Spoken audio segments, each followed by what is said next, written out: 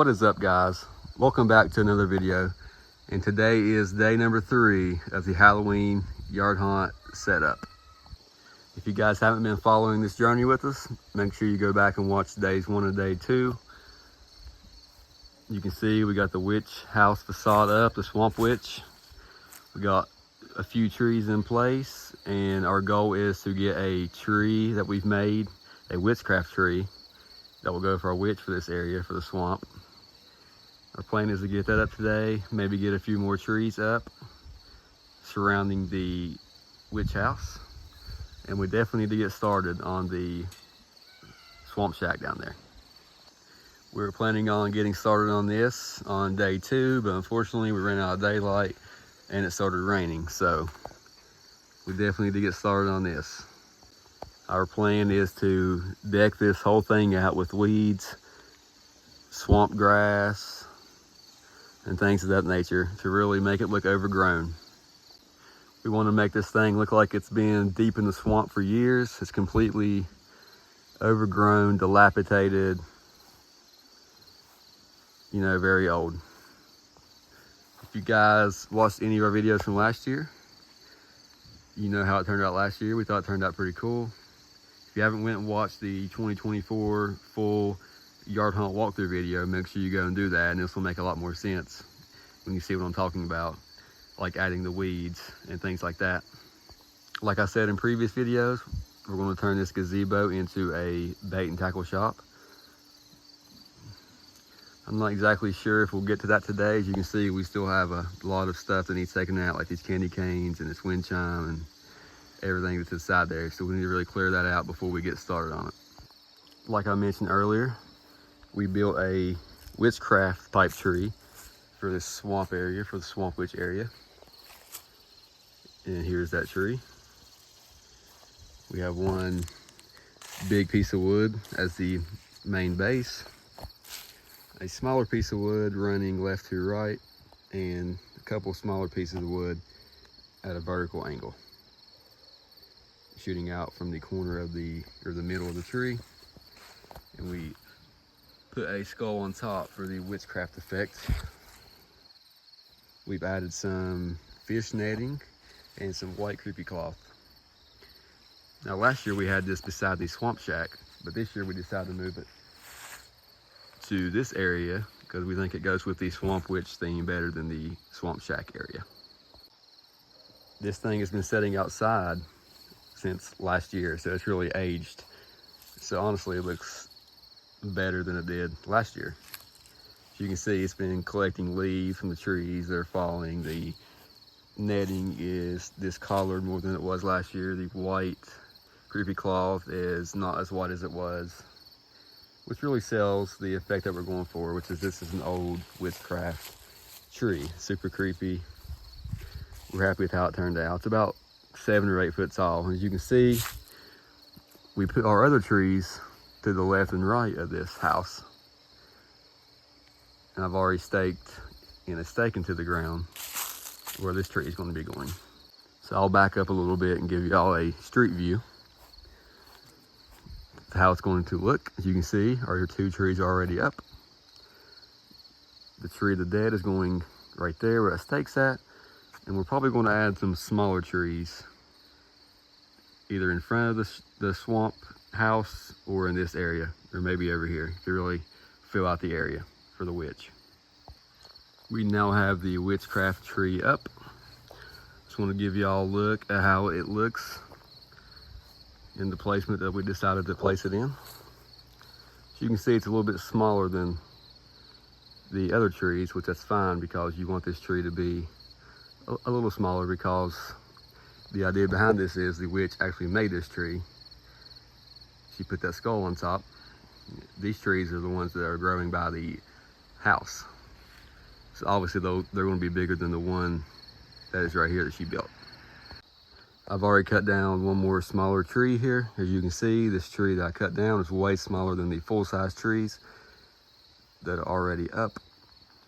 I'm thinking about putting it in this area of the house to kind of block the view of this window slightly. I think it'll make it look more ominous And pretty much it'll be harder for people to see, you know, through the tree, fully through the window. Because you know there's nothing behind that window besides the main house. So we kind of want to block that view as much as possible. Something else I wanted to mention real quick. You know, obviously earlier I mentioned that we used a skull on top of the witchcraft tree. And that goes along nicely with this skull wind chime that we bought for the front porch of the witch house. You can see the skull wind chime has bones hanging from it. It kind of moves around the wind, creating movement. We have a skull tree over there. This kind of really sells that this is a witch house and really sells the witchcraft idea that we're going for. We now have the first smaller tree into the ground. I like how it's looking because it really plays into depth perception. You can see the trees in the back are much bigger on both sides. And this tree that we put in the front here, smaller tree, is probably, I don't know, the big ones are probably twice as big. So with the big ones being in the back and the small ones being in the front, when you're looking at it from a distance, it's going to make the house look bigger than it actually is. Also, this smaller tree has a mixture of leaves on it. As you can see, there's green leaves, there's dark brown leaves, and then there's orange leaves. What I'll probably do is tear off all of the green leaves and I'll leave the orange, red, and brown ones to make it look like it's later in the year and really make it look aged. Obviously, on these other trees, we added Spanish moss, so I need to do that to this one as well. As you can see, I've took off some of the leaves, most of them green. There's still a few green ones left, but I didn't want to completely remove all of the leaves, so I had to leave a few. We've also started adding some Spanish moss onto the tree in various different places. Now I'm going to add some netting to the actual house. I need to figure out where I'm going to put it and where I need to hang it from. We've added some fish netting to the house now. I decided to put it on the front portion of the front porch here of the swamp house. I like using this stuff because it really adds to the swamp aesthetic that we're going for. It makes everything feel more swampy, more fishy. As you can see, we added it to the witchcraft tree from last year, and it really takes it to the next level, I think. But yeah, this stuff is awesome. It's a good set piece. It's not very expensive. You can get it from Amazon. That's where we got it from. I'm sure you can get it from other places, but we got ours from Amazon. I might add some more in various places here. I'm not really sure yet. I've also added some more fish netting onto the right side of the front porch. I didn't know if I was going to be able to do this because I screwed in the foam so tight that it was hard to get it under it, but I finally worked it through so it would work. As you can see, it's hanging down there. It's like the other side. Just really good set pieces to use for a swamp. Transitioning from the swamp witch house, we're finally getting to work on the swamp shack today. This is one of my favorite pieces from last year. We built this thing last season. Super excited to get to work on it. As you can see here, I have a ton of random vines and weeds and Spanish moss, and we're going to make this thing look overgrown. We're going to throw it everywhere, on the roof, coming down these sides, on the porch section here. We're going to have it completely vined out. I just want to get y'all an up-close shot of how I'm actually doing the overgrown aging process to the swamp shack here. As you can see, I'm randomly putting these pieces of Spanish moss in different areas and letting it hang over. There's no real reason why I'm putting them in certain places. It's just, you know, you want to keep it random and put it in random places so it doesn't look too, you know, professional and perfect. Also, I'm using these random pieces of different kinds of vines and weeds and wrapping them around different areas.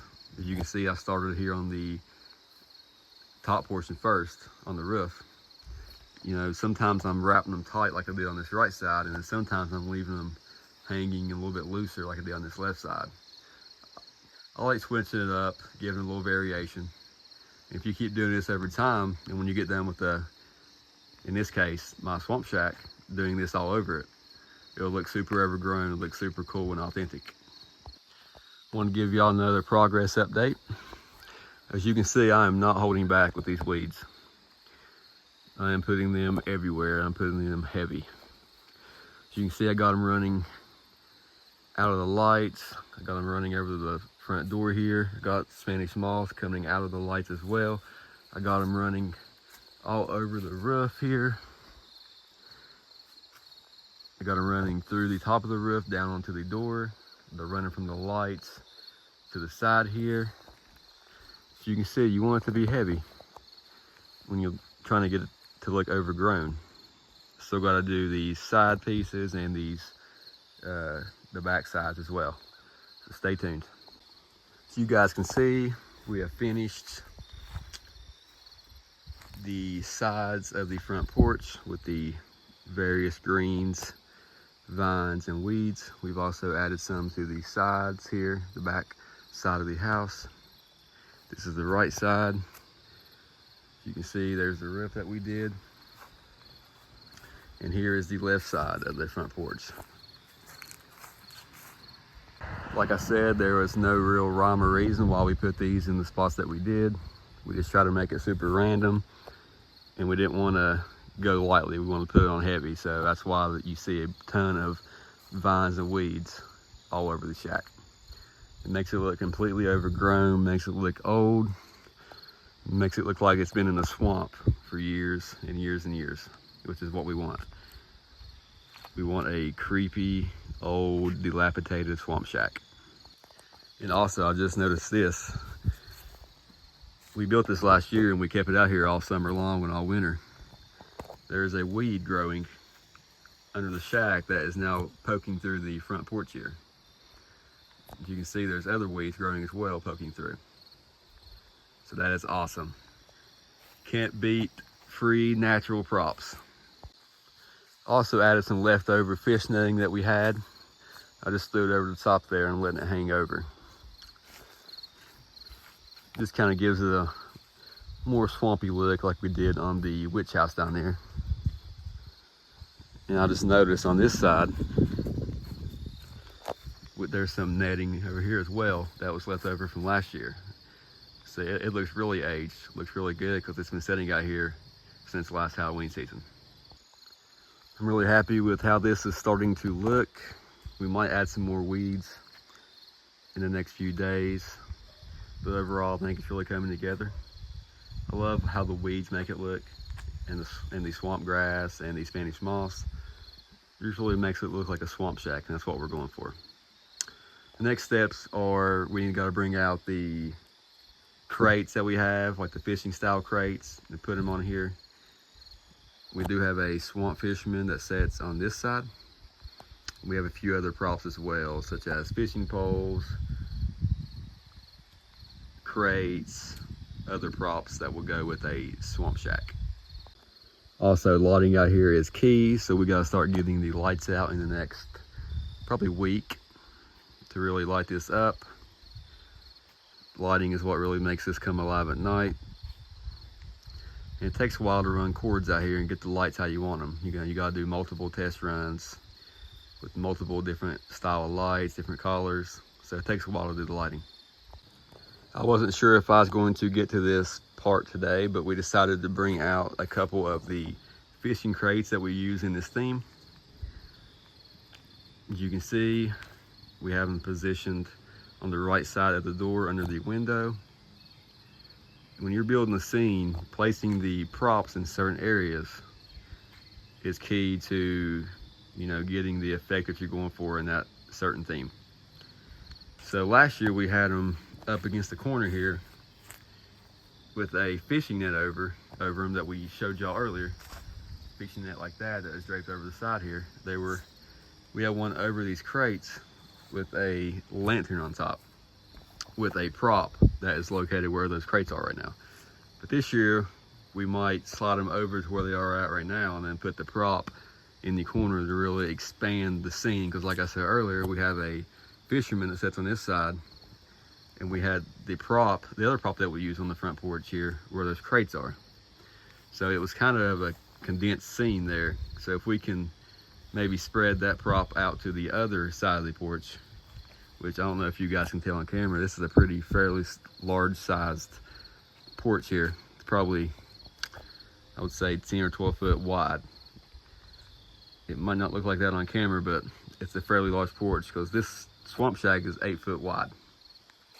And the porch extends about a foot out on each side of the main frame here. So it has to be at least 10 foot, maybe 12 foot. So like I said, last year we used a fisherman character here and the other main prop on the porch, and it was kind of condensed in the middle here. But I believe we can expand it out and really tell a better story and create a better scene here. I've also played around with the idea of putting these crates the side of the fisherman here while he's sitting there with a flickering lantern on top of the crate. I think that it would create a cool glowing effect onto the fisherman while he's sitting there, as well as I think that would tell a better story for this section. Well guys, that is going to conclude day 3 of the Halloween 2025 Yardhaunt setup series that we're doing. I'm happy with the progress that we made today. We got a ton of work done to the shack here with the weeds and the crates finally out here. And we also got some more trees out in the witch swampy area over there. But yeah, I'm super happy with the progress that we've made in the last few days. Obviously there is so much more to do. Both of these sections aren't completed yet. We still have to make this into a fishing tackle shop, as well as theme the front porch, which is a completely separate theme than this swamp area. If you guys missed the first 2 videos of the setup series, make sure you go back and watch. But I explained that this whole area from this side of the house all the way down to the end of the swamp shack area here is going to be a full-on swamp theme. But like I said, the front porch is a completely separate theme, and then there's another piece of land down on that end of the yard that is a completely separate theme. So yeah, we still have so much to do. We're planning on having opening night in the next 2 weeks. So if you guys aren't subscribed yet, make sure you go subscribe so you don't miss out on any of the other Yardhaunt setup videos that will be coming in the next days and weeks to come. We will also be doing full Yardhaunt walkthroughs once the full haunt is complete. So make sure you subscribe so you don't miss that. But I want to thank you guys for watching. Thanks for tuning in. And I will see you guys on the next video.